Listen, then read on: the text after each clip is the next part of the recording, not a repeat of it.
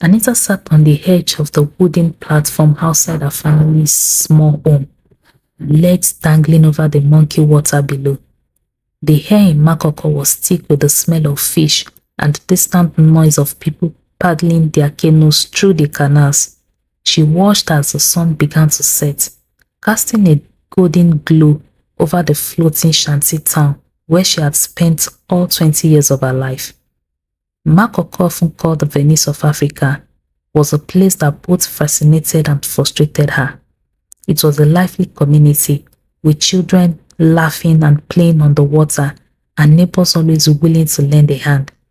But for Anita, it was a prison, a place that kept her tied down, far from the glamorous life she dreamed about every night.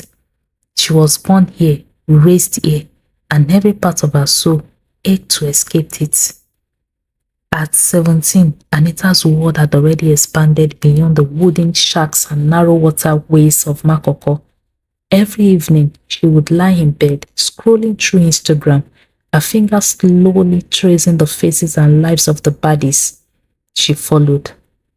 These women lived in Lagos Island with their fancy clothes, sleek wigs, designer bags, and a lifestyle that seemed like a fairy tale. Lekki, Banana Island, Victoria Island, places that felt like different worlds. Anita envied them. She wanted to be them, but she didn't just want to be one of them. She wanted to be the best of them. Anita, this place is not for people like us, her mother would say whenever Anita mentioned her dreams. We work hard, we live simple. That is the life God has given us. You must focus on your studies and on helping the family. Anita hated those conversations. She knew her mother meant well, but she couldn't see past the water-stained walls of their home. She didn't understand that Anita's heart was set on something greater. Anita didn't want to sell fish or roasted corn like her mother.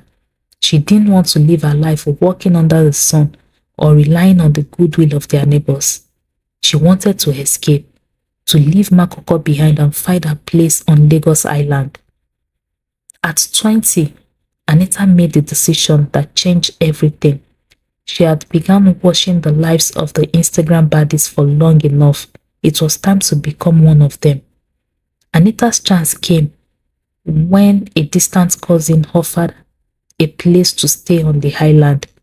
The cousin who worked as a housemaid for a wealthy family in Lekki was willing to let Anita stay with her temporarily while she figured things out. Anita didn't think twice. She packed her few belongings into a small bag and left Makoko without looking back.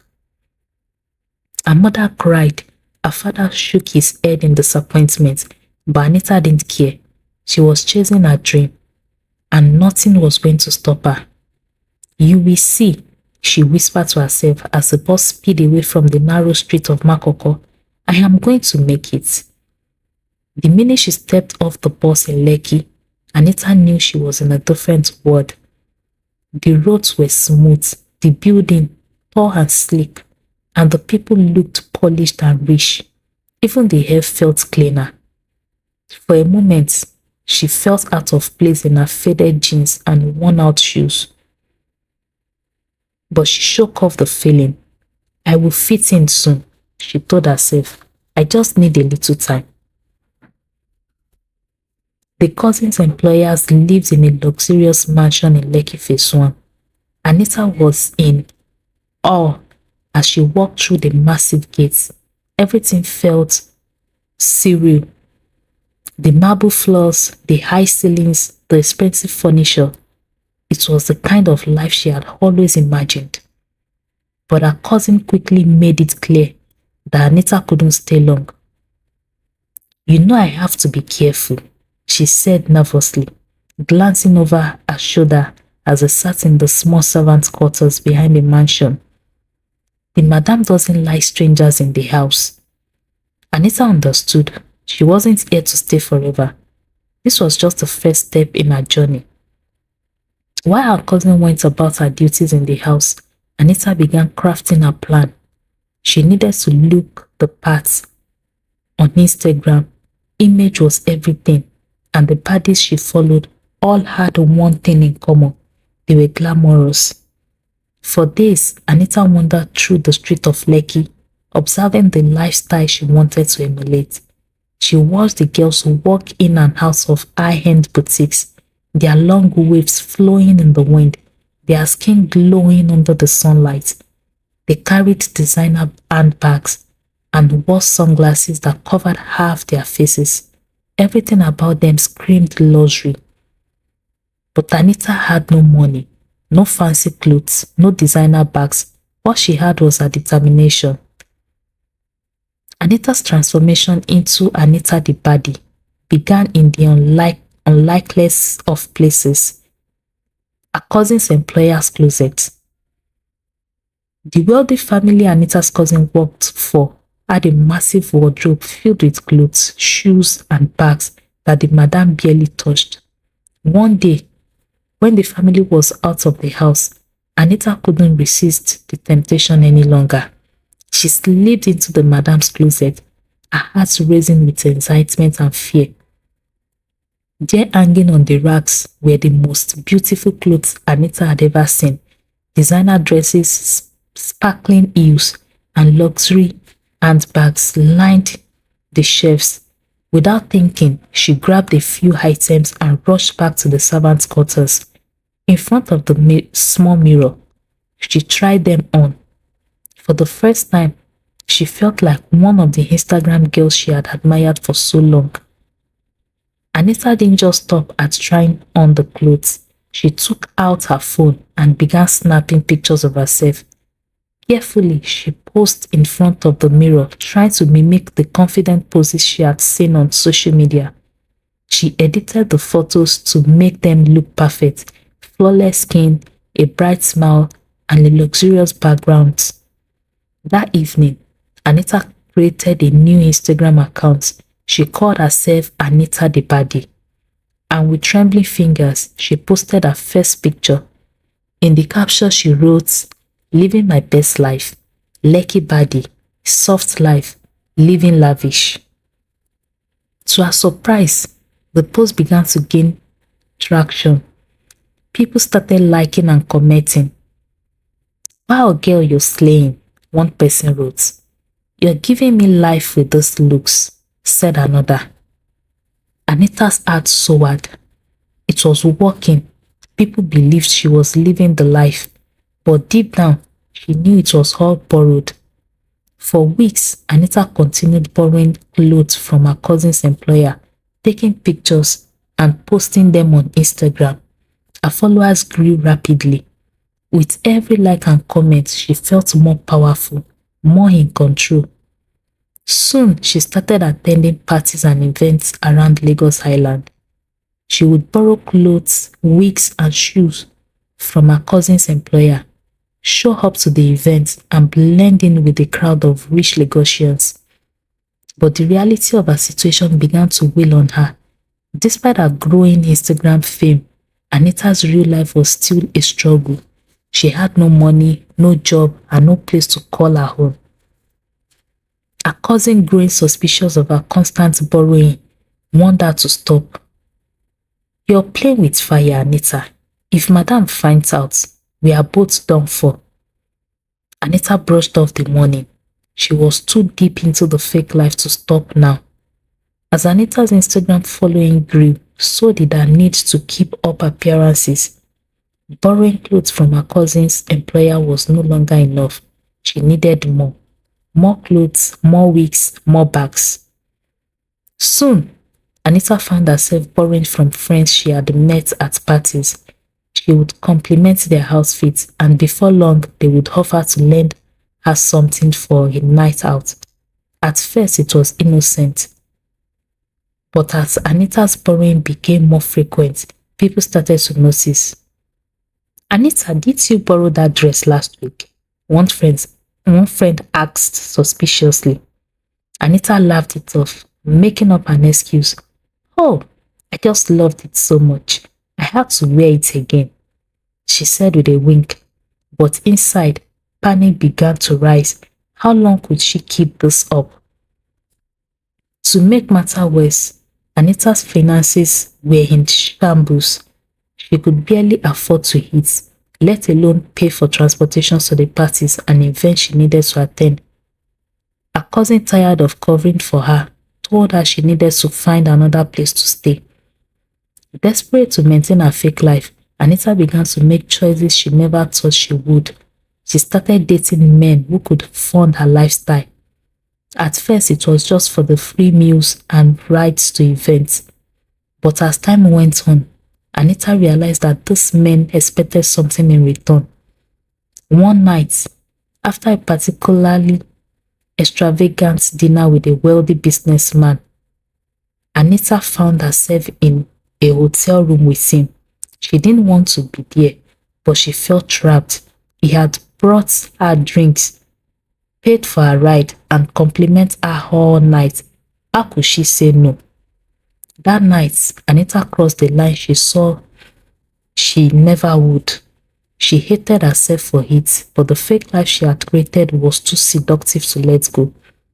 Every time she considered stopping, she thought about her Instagram followers, the likes, the comments, and the admiration. She couldn't let it go. In the midst of Anita's chaotic double life, she met Nelson. He was unlike any of the other men she had encountered. Nelson was kind, funny, and genuinely interested in her as a person. They met at a mutual friends party, and from the moment they started talking, Anita felt a connection she hadn't felt in a long time. Nelson was well-to-do, but not flashy. He didn't care about Instagram fame or expensive clothes. He liked Anita for who she was, or at least who he thought she was. For the first time in months, Anita felt like she could be herself around someone. Their relationship blossomed quickly. Nelson took her out on dates, introduced her to his friends, and even talked about their future together. He was serious about her, and Anita found herself falling for him. But there was a problem. Nelson had no idea about Anita's fake life. He believed she was a successful young woman living in Lekki, not a girl from Makoko who was borrowing clothes and dating men for money. Anita wanted to tell him the truth, but every time she tried, she couldn't bring herself to do it. She was afraid of losing him.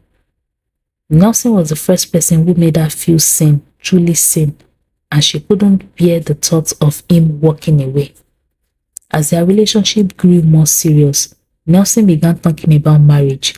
He wanted to meet her family, visit her home, and take their relationship to the next level. Anita panicked.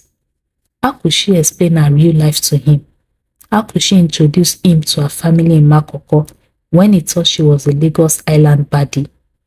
The walls of Anita's fake life were closing in on her, and she didn't know how much longer she could keep up the act. It was a Sunday afternoon when everything came crashing down. Nelson had invited Anita to a family gathering, and she knew it was a big deal. His family was wealthy, and he had intent that he wanted to introduce her as his future wife. Anita felt a knot in her stomach as she dressed for the event. She borrowed a stunning dress and a sleek wig from a friend, but no amount of makeup would cover the anxiety on her face. As they arrived at Nelson's family home, Anita felt like an imposter. She smiled and nodded politely as his family members introduced themselves, but her mind was racing. What if someone recognized her? What if they saw through her act? And then, the moment she had been dreading happened. One of Nelson's cousins, a young woman who was active on Instagram, pulled Anita aside during the event. "I've seen you on Instagram," she said with a smile. "You are Anita the baddie, right?" Anita nodded, trying to keep her cool. The cousin's smile faded slightly. "Yeah, I thought so. But I also thought I saw you at a restaurant with Shiv Bode last week. You know, the one who is always with young girls." Anita had stopped. She had been out with Shiv Bode, one of the men she had been seeing to fund her lifestyle. She hadn't realized anyone had noticed her. I don't know what you're talking about," Anita stammered, her face growing hot. But the cousin wasn't convinced.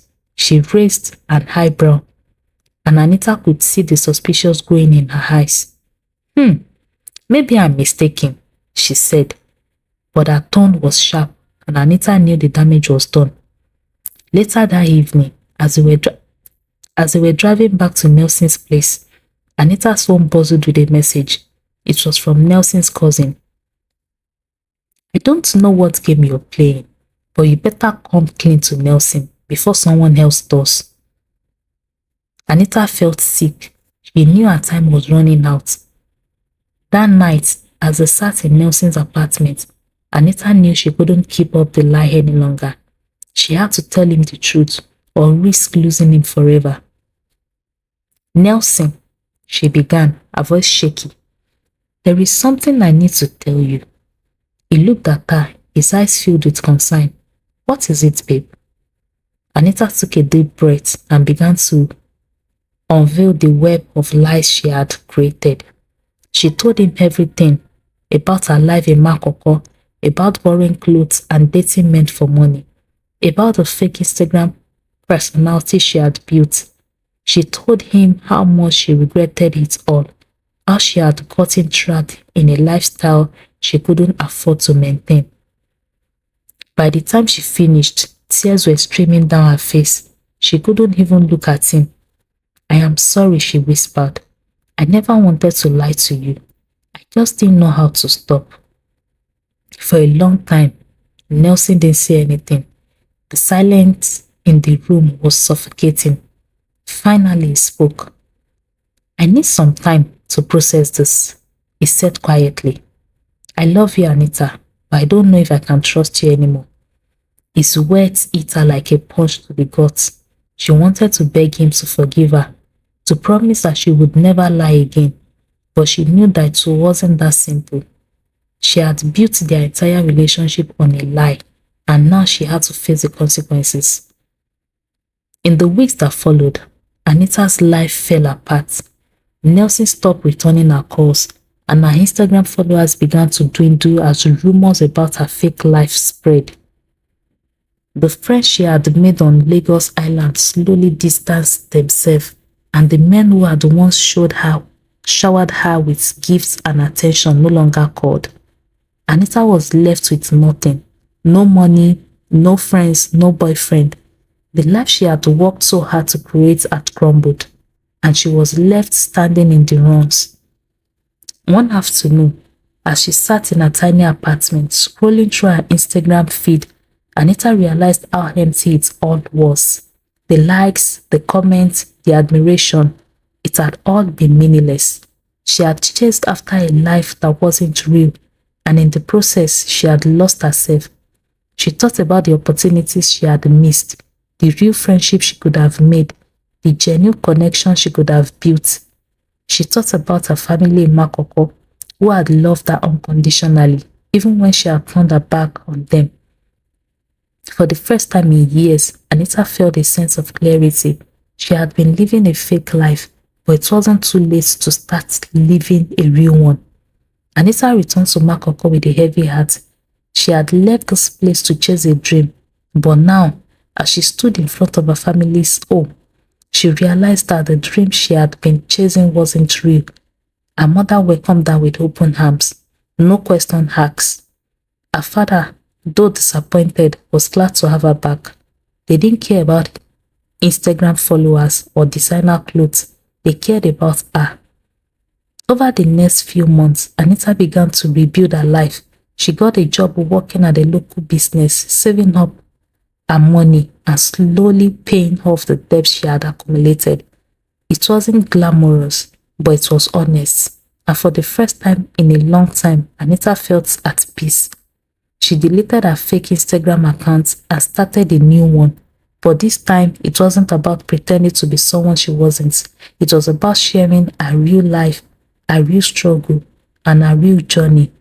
As she sat on the edge of the platform outside her family's home, watching the sun set over the water, Anita smiled. She had made mistakes, but she had also learned from them. She didn't need to be a baddie to be happy. She just needed to be herself, and that she realized was the greatest lesson of all. Thank you for watching. Let me know what you think about the story in the comment section. Please like, comment, share, subscribe, and turn on the notification button for more stories. Thank you.